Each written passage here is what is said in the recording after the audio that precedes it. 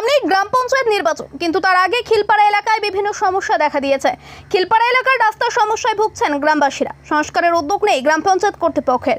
খিলপাড়া 4 নম্বর ওয়ার্ডের আমতলী থেকে গ্রামের ভেতরে যাওয়ার একমাত্র সড়কপথটি বর্তমানে গর্তে পরিণত। সংস্কারের জন্য গ্রামবাসীরা বহুবার পঞ্চায়েতকে জানানো হলেও তারা কোনো এক অজ্ঞাত কারণে এলাকার উন্নয়ন থেকে বঞ্চিত করে রেখেছেন গ্রামবাসীদের, যাতে করে গ্রামবাসীদের মধ্যে দিনের পর দিন খুব উপড়ে দিচ্ছেন খিলপাড়া গ্রামের জনগণ। খিলপাড়াবাসী দাবি অতি দ্রুত রাস্তা সংস্কার করে দেওয়ার জন্য, না হলে ভোট বয়কটের সিদ্ধান্ত নিতে পারে খিলপাড়া এলাকার জনগণ।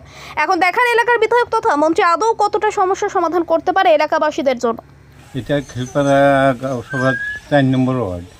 কি এদিকে সমস্যাটা কি? এই তো এখানে রাস্তাতে অনেক দিন ধরে জল জমে রয়েছে।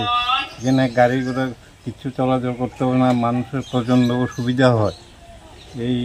এখানে সুষ্ঠুভাবে জলটা যাতে এখান থেকে পাস হয় তার ব্যবস্থা করার জন্য আমরা সরকারের কাছে আবেদন রাখছি। কতটুকু ভাঙ্গা এটা? এটা 60 মিটার মতো। অনেকখানি? হ্যাঁ, অনেকখানি। তার বিকল্প ড্রেনের ব্যবস্থা এমন কোনো কিছু করা হয়নি? না না, এখানে বিকল্প কোনো ব্যবস্থাই নেই। এখানে সবসময় জল জমে থাকে বছরে। তার ফলে তো যান দুর্ঘটনারও একটা ঘটতে পারে। যে কোনো দুর্ঘটনা এখানে ঘটতে পারে। আর এই সমস্যাটা আসেন না, এই সমস্যাটা অনেক বছর দেখার কেউ না।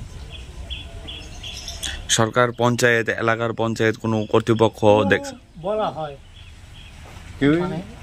কেউ কোনো ব্যবস্থা নেয় না, উদ্যোগ নেয় না।